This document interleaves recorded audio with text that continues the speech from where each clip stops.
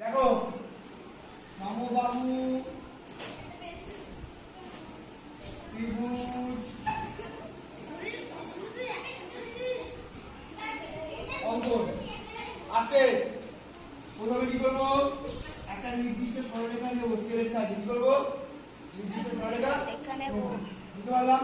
একটা নির্দিষ্ট সরলরেখা নিলাম, বুঝে গেল। তারপরে স্কেলের সাহায্যে বড় সরলরেখা নেব, নিলাম। এবার দেখো এইটার মাপ সমান করে কম্পাসের সাহায্যে এখান থেকে এখানে কাটলাম, বুঝতে পারলাম। এইটার মাপ সমান করে কম্পাসের সাহায্যে এখান থেকে কাটলাম। একই মাপ নিয়ে এখানে কাটবো, একই মাপ নিয়ে এখান থেকে এখানে কাটবো, একই মাপ নিয়ে এরকম কাটলাম, একই মাপ নিয়ে এরকম কাটলাম, বুঝে গেল। এবার যদি যুক্ত করে দিই এটা হয়ে যাবে সমবাহু ত্রিভুজ, অবশ্যই পেন্সিলের সাহায্যে, বুঝতে পারলাম, বুঝতে পারলাম, বুঝতে পারলাম না, বুঝতে পারলাম না।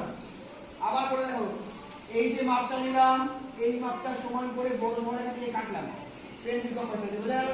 পেন্সিল কম্পাসে দাও, পেন্সিল কম্পাসে দাও, পেন্সিল সমেত দাও,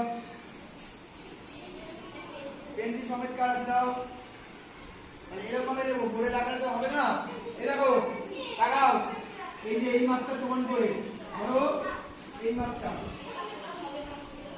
সমান করে কি করলাম, এখান থেকে এই কাটলাম, এখান থেকে এই কাটলাম, আর এখান থেকে এই কাটলাম, বুঝে গেল। এই যে পয়েন্ট পেলাম, এই যুক্ত করে দিলে কি হয়ে যাবে, সমবাহু। ঠিক আছে, সমবাহু কি করে রাখবো, দেখো একইভাবে নেবো, এরকম মনে রাখলাম। এবার এখান থেকে যে কোনো মাপ দিলাম, মানে এই মাপটা হবে না, এরকম এই মাপটা বাদে যে কোনো মাপ নাও, বড় মাপ দিলাম।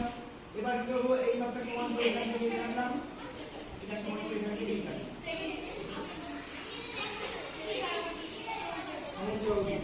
বুঝতে পারলাম।